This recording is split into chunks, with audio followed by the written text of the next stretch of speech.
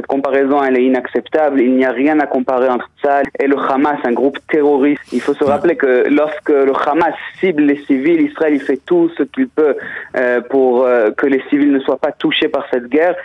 En fait, la personne qu'il faut blâmer pour les morts civils palestiniens aussi, c'est le Hamas lui-même. C'est lui qui cause en fait la souffrance et la mort dans le peuple palestinien. Et donc cette comparaison est complètement inacceptable. Nous avons le plaisir d'être en ligne avec le député Likoud Dan Illouz. Dan, bonjour, Boker Tov. Boker Tov, Daniel. Merci d'être avec nous ce matin sur Radio Kalita. Nous voulions vous solliciter parce que bien nous avons entendu la conférence de presse de Anthony Blinken qui était hier en Israël et qui a rencontré les dirigeants israéliens. Alors dans cette conférence de presse, il y a plusieurs éléments, mais je voudrais d'abord vous demander de réagir à une petite phrase qui fait déjà grincer des dents dans la classe politique israélienne, puisque Anthony Blinken a affirmé qu'Israël avait subi le 7 octobre une forme de déshumanisation, et il a dit il ne faudrait pas qu'Israël le fasse subir à d'autres, sous-entendu à la population civile de Gaza. Qu'est-ce que vous pensez de cette comparaison, Dan ? C'est une comparaison qui est complètement inacceptable. Les Américains, ils sont nos très bons amis, c'est des alliés très importants à Israël. On est très reconnaissants pour le soutien qu'ils nous ont donné depuis le 7 octobre. Mais il faut aussi être très clair. Cette comparaison, elle est inacceptable. Il n'y a rien à comparer entre ça, l'armée la plus morale qui existe sur la Terre, et le Hamas, un groupe terroriste qui cible les civils. Il faut se rappeler que lorsque le Hamas cible les civils, Israël il fait tout ce qu'il peut pour que les civils ne soient pas touchés par cette guerre. En fait, la personne qu'il faut blâmer pour les morts civils palestiniens aussi, c'est le Hamas lui-même qui fait tout ce qu'il peut pour se cacher chez les civils, et c'est lui qui cause en fait la souffrance et la mort dans le peuple palestinien, et la personne qui a blâmé c'est seulement le Hamas, et donc cette comparaison est complètement inacceptable. Comment vous expliquez, Dan, cette attitude? C'est-à-dire, on reconnaît que le président américain Joe Biden a aidé considérablement Israël dès le début de la guerre. Il est venu, il a envoyé des porte-avions, il a envoyé des munitions en quantité pour permettre à Israël de remporter la guerre sur le Hamas. Mais en même temps, il y a cette attitude que l'on a du mal à expliquer de la part de l'administration américaine, qui est d'insister lourdement, on va dire, sur l'aide humanitaire, de faire en sorte, comme si on voulait disculper d'une certaine manière la population civile de la bande de Gaza, et puis ces petites phrases comme ça qui donnent le sentiment que parfois, eh bien, les dirigeants américains ne perçoivent pas la réalité telle qu'elle est, telle qu'elle est. Qui c'est qui leur met des idées dans la tête? Alors, je dois vous dire encore, de manière très claire, les Américains, ils sont de notre côté, ils nous ont aidés, ils continuent à nous aider, ils continuent à nous soutenir sans nous demander d'arrêter cette guerre qui est une guerre assez longue contre le Hamas. Et donc, on doit commencer par dire ça. Mais c'est vrai que des fois, on ressent qu'il y a un certain instinct sur la scène internationale, et c'est pas seulement les Américains, mais les différents pays qui veulent essayer de montrer qu'ils sont neutres et qu'ils ne sont pas nécessairement pro-israéliens, mais qui sont pro les deux côtés, qui sont pro la parité. Exactement. Mais lorsqu'on fait une parité, lorsqu'on essaye de faire une parité dans le scénario actuel à Gaza, alors on essaye de faire une parité entre un pays démocratique et un groupe terroriste, et ça c'est pas la morale, et ça c'est une chose complètement immorale. Et donc encore une fois, on est reconnaissant envers les Américains, mais on ne peut pas accepter le genre de choses qui ont été dites comme hier. Vous qui êtes au fait de la Hasbara, de ce que l'on appelle la communication d'Israël, est-ce que vous avez le sentiment, par exemple, que les Américains reçoivent une masse d'informations qui sont des fake news, comme par exemple ce qui a conduit le président américain la semaine dernière à publier un décret contre 4 habitants de la Judée-Samarie qui étaient soupçonnés de violence envers des Palestiniens sans que la justice israélienne ait pris la moindre décision à leur égard? Ce décret est complètement basé sur des fake news, on le sait. On l'a dit aux Américains déjà depuis longtemps. Moi-même, personnellement, je l'ai dit à l'ambassade américaine. Je ne sais pas pourquoi ils ont continué avec ça, mais je peux vous dire que c'est complètement basé sur des fake news. Malheureusement, je dois le dire aussi, c'est des fake news qui ont été lancés par des groupes d'extrême gauche israéliens. Et c'est peut-être pour ça que les Américains, ils ont quand même décidé de se baser sur eux, mais c'est des groupes de gauche, d'extrême gauche israéliens comme B'Tselem qui ont accusé les habitants de Judée-Samarie de violence contre les Palestiniens. Maintenant, c'est possible qu'il y ait certains cas de violence. Je ne dis pas que les Israéliens ils sont parfaits. Des fois, ces choses arrivent, mais de parler d'augmentation de violence, c'est pas vrai. Comment on fait pour lutter contre cette désinformation?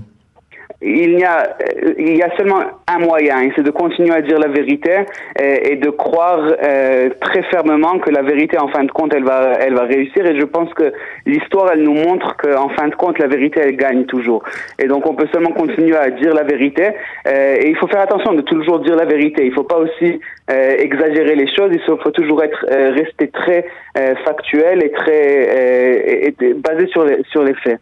Alors, hier, Benjamin Netanyahou a donné une conférence de presse dans laquelle il a parlé de la nécessité de victoire totale. Il a expliqué que sans une pression de l'armée israélienne, il n'y aurait pas de libération des otages. Ça, c'est après la réponse négative du Hamas. Et puis, lorsqu'il a parlé de l'après-guerre, il a dit l'après-guerre, ce sera l'après-Hamas. C'est quand même tout de même assez général comme positionnement. Est-ce que vous pensez pas, vous, en tant que député Likoud, que le moment est venu pour le Premier ministre de donner une sorte de perspective d'avenir pour la bande de Gaza, parce que s'il n'y a personne qui contrôle l'intégralité de la bande de Gaza, eh bien on a le sentiment que le Hamas peut relever la tête. C'est comme ça, on a parfois le sentiment que c'est le cas dans le nord de la bande de Gaza. Je dois vous dire la vérité, Daniel, j'y ai pensé beaucoup à cette question. Mais ma conclusion, et je suis membre du comité des affaires étrangères et de la défense à la Knesset, ma conclusion, c'est exactement le contraire. Je pense que quand les nazis, ils ont été battus en Allemagne par les forces alliées, il n'y a personne qui a demandé pendant la guerre qui est-ce qui va contrôler l'Allemagne. Après qu'ils ont réussi à battre les nazis, ils ont commencé à poser cette question. La même chose avec Daesh et ISIS à Mossoul. C'est pas comparable, Dan. C'est comparable parce que je pense que la population israélienne et aussi internationale, elle pense que demain on va devoir avoir une solution pour les questions civiles à Gaza, mais moi je pense qu'il va y avoir une certaine période intérim entre la guerre et entre n'importe quelle solution qu'on va décider d'adopter. Et dans cette période intérim, alors oui, sur cette période intérim, je suis d'accord avec vous qu'on doit commencer à se poser la question qu'est-ce qui va donner l'aide humanitaire, qu'est-ce qui va gérer la bande de Gaza dans cette période intérim, mais on ne peut pas parler de solutions à long terme pour l'instant, et je vais vous dire pourquoi. Parce que nous, en tant qu'Israéliens, on est divisé sur cette question. On n'est pas tous d'accord sur qu'est-ce qu'il doit y avoir à Gaza.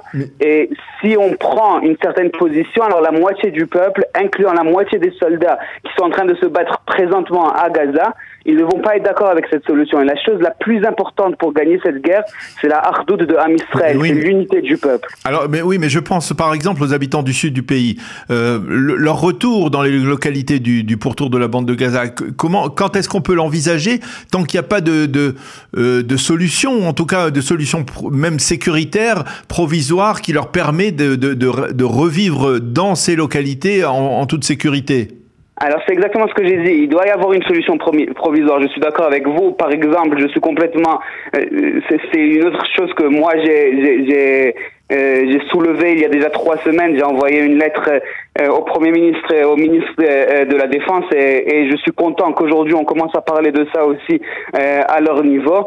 le fait que l'aide humanitaire est utilisée par Hamas pour se renforcer et retourner au pouvoir, même dans les endroits où on les a déjà battus, et qu'on doit trouver des alternatives à ce fait. Moi, j'ai même suggéré que s'il faut, et je pense pas que c'est l'alternative, la meilleure alternative, mais s'il faut, alors c'est déjà mieux que les soldats israéliens, ils soient ceux qui donnent l'aide humanitaire et pas le Hamas. Parce que lorsqu'on laisse le Hamas le faire, le Hamas il se renforce, le Hamas il retourne au pouvoir, et ça c'est même dans des endroits où on les a déjà battus. Et donc ça c'est un exemple de choses qu'on doit changer pour la période intérim. Mais les périodes à long terme, qu'est-ce qu'il va y avoir à Gaza dans 10, 15, 20 ans, 30 ans? Ça, je pense que c'est des questions qu'on ne doit pas se poser aujourd'hui, on doit se poser après qu'on a battu le Hamas. Alors, vous avez effectivement publié une lettre demandant aux pays qui ont décidé, c'est une lettre plus récente, demandant aux pays qui ont décidé de suspendre leur contribution à l'UNRWA de manière provisoire, ce sont des pays européens essentiellement, de rendre cette décision définitive sur la base des preuves accablantes contre l'UNRWA et sa relation avec le Hamas. Exactement. L'UNRWA, on sait que c'est un groupe qui est allié au Hamas aujourd'hui. C'est pas seulement un groupe qui fait de l'aide humanitaire, mais vraiment il prend part dans ce conflit. Il prend le côté du Hamas et il aide le Hamas. On sait même qu'il y a certaines personnes qui recevaient un salaire de l'UNRWA qui étaient des terroristes de Hamas qui ont fait le massacre du 7 octobre. On peut pas accepter que ce groupe il continue à gérer les choses ou à faire partie des groupes qui gèrent les choses à Gaza. On peut pas continuer une coopération avec ce groupe. Je pense que la communauté internationale a bien fait lorsqu'elle a arrêté les fonds temporairement même à UNRWA, mais maintenant il faut commencer à parler à l'alternative. Quelle est l'alternative? Je dois vous dire que UNRWA c'est quelque chose qui est complètement unique aux Palestiniens. Partout où il y a des conflits, alors il y a des organisations internationales qui ne sont pas seulement pour ce conflit, mais qui sont internationales, qui gèrent le côté humanitaire. Mais pour les Palestiniens, il y a une organisation qui gère seulement pour les Palestiniens. Et donc ça crée une dynamique que cette organisation elle devienne très pro-palestinienne. Elle prend part dans le conflit. Elle n'est pas neutre. Et donc moi je préfère que ce soit les organisations humanitaires qui sont des organisations internationales et pas seulement palestiniennes qui gèrent les affaires humanitaires.